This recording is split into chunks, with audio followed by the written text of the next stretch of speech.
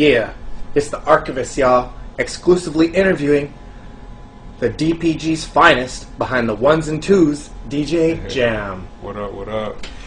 And who is DJ Jam?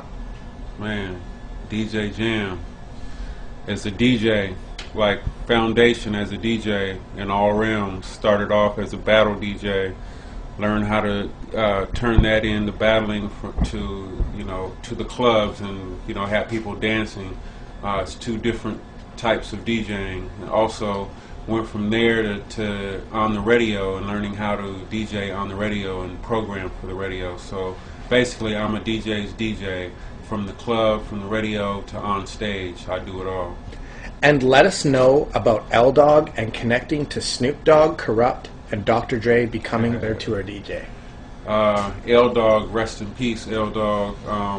He went to San Diego State University years ago, where I met him. I was doing all the dances at San Diego State, and basically he told me about his homie named Corrupt, who was in Los Angeles. We're at San Diego State, so he was like, man, I was doing all the dances at San Diego State, so he would come to the dances and basically tell me, man, I'm gonna bring down my boy Corrupt one time so you can check him out, because I think you're tight on the as far as DJing, so you need to hook up with him. So I guess about a year after that, he brought Corrupt down to one of the dances, and I met him, and like as soon as I met him, I put him on stage at the dance, and he freestyled for like 10 minutes straight over different beats that I was playing, and he's basically the one that was my entry to the Dog Pound and everything that happened up there, because he's the one that introduced me to Snoop and everything. So. And share about remixing the classic hit Ain't Nothing But a G Thing on the double platinum classic Dr. J The Chronic.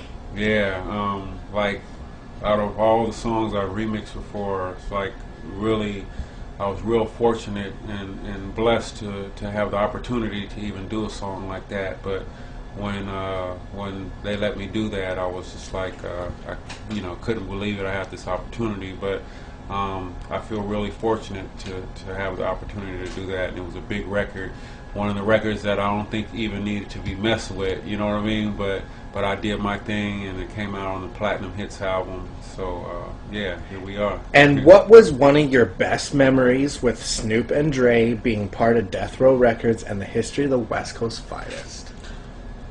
I guess I can sum up the history and everything that we had to do, I guess, with the Up in Smoke tour. That was basically what took everything that had been done since the first Chronic album and made a tour of it, and that was like one of the best hip-hop tours ever. So once again, fortunate to be a part of it and the man behind the wheels on that tour. So yeah. And as well, being on the ones and twos for the Up in Smoke tour, share with us about the phenomenal accomplishment and your favorite show on the tour that you guys did put down. Man, like I said before, I was just blessed to have the opportunity to be on that tour. Of course, I had been already rolling with them before that, but yeah, that was like one of the biggest rap tours ever, and man, we made history with that tour, and one of the best shows. I really can't say, because night after night after night after night, it was big. Up in Smoke was incredible, so I can't really pick one out of the whole thing. And being behind the scenes for Snoop Dogg's world-renowned radio show, how did you come about this, and what did you get out of it? Well, I had already been on the radio before I got with Snoop and Dre, so Snoop decided to start his own show one day, and I was at one station basically, and I left one station and went to the other station just to join Snoop and make his show happen. And that just basically put me on a national level as far as radio, because that was syndicated on stations all around the country. So as far as not in just our country, but all over the world actually. So that put me in another platform, and now I'm with the syndication company, part of 3 different radio shows, like broadcast on over 100 stations around the country. So wow, yeah, that's amazing. Did a lot for me. And you have some exotic animals. What's your favorite? And tell us more about your collection. Yeah, actually, right now I just moved back to San Diego, where I grew up, San Diego, California, and I moved back there to start a non-profit animal/environmental program featuring a petting zoo with all types of different animals. And in my collection, I have monkeys, I have miniature pigs, and I have huge tortoises like this. And I've been an animal lover all my life, so I always wanted to do something to give back to the community. So basically, Snoop one day told me he knew how much I was into animals, so he said, man, Jam, you need to do something with animals and give back. So basically, I took that idea and ran with it, and now I'm in the process of setting up the Animal Habitat and Petting Zoo of San Diego. So stay tuned for that and more information. Biggie and Tupac represent. You know what I'm Yeah, saying? Biggie and Tupac, the tortoises. Check them out. And what was the best mixtape that you've dropped? Let us know the history behind it and your best feature on any record or music video. Well, I've got 4 different titles of mixtapes. One is called The Hot Spot, which is my club mix where I'm playing everything hip-hop, R&B, reggae.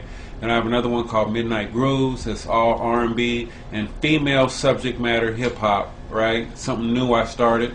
I do another one called Sin City. That's a mashup of hip-hop and R&B and reggae mashed up with house and electro beats. Something different for my audience, trying to open your ears, open your mind.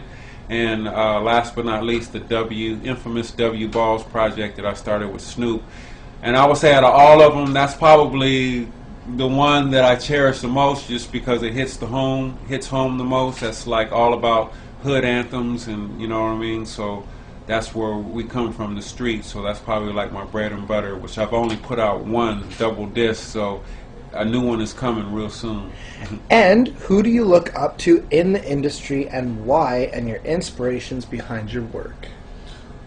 I would say the people I look up to most, like before I got with Snoop and Dre, I was looking up to different DJs like Dr. Dre and Grandmaster Flash, especially those guys, just because of their craft and what they did and what they contributed in hip hop as a DJ. And I mean, I just studied their craft, and not just them, but other DJs as well. I could name like on and on and on. But basically, it's my thing to see what's out there and study and take something from the people that were there before me and the people that are there after me and put my own signature on something. You know what I mean? I'm always open to new ideas and new things in DJing, so I always, try to soak up as much as I can. And appearing on Arsenio Hall, the Chris Rock Show, 106th and Park, and being part of the Vibe, Source, and American Music Awards, what has been your best? Let us know. Man, I really can't pick a best out of that either, because like all these different award shows are special, you know what I mean? For sure.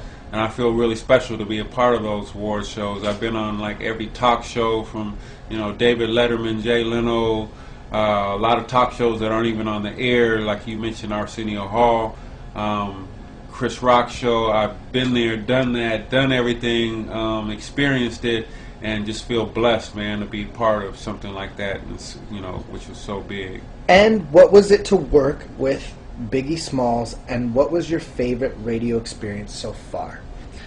Man, it was incredible to work with Biggie Smalls. Just having the opportunity to work with all these great MCs, period, from your Snoop Dogg and Dr. Dre as a producer. Working with Biggie is a big artist, one of the biggest on the East Coast. So basically, we did a mixtape. It was his first mixtape to promote his first album, because a lot of people didn't know who he was on the West Coast. So they flew him out to LA, put us in the studio together, and basically we came up with an idea and made a song called Real Niggas Do Real Things that was like one of the most bootleg records out there. And once again, it was history. From that one record, it was split up. Those 3 verses were split up and made 3 different songs over those 3 different verses. So that's history too, you know what I mean? So, yeah. And what is your favorite place to tour and the biggest crowd you've ever rocked as DJ Jam? As far as my favorites, I have a lot of favorites. Yeah, let us know. Canada is one of the favorites. Brazil is one of the favorites. All throughout Asia is one of my favorites. Australia is one of my favorites. I could go on and on, but those probably are at the top. Bangkok and outside of Bangkok, a place called Pattaya. Huge. If you ever have a vacation, go there. It's big. A man's paradise out there. I'll be back soon. How many people would you have rocked? Oh, the biggest show the biggest show, I would say that I DJ audience was in Brazil, the capital of Brazil, which was Brasilia. I rocked in front of like 60-something thousand people at a festival, and yeah, that was one of my best memories as a DJ.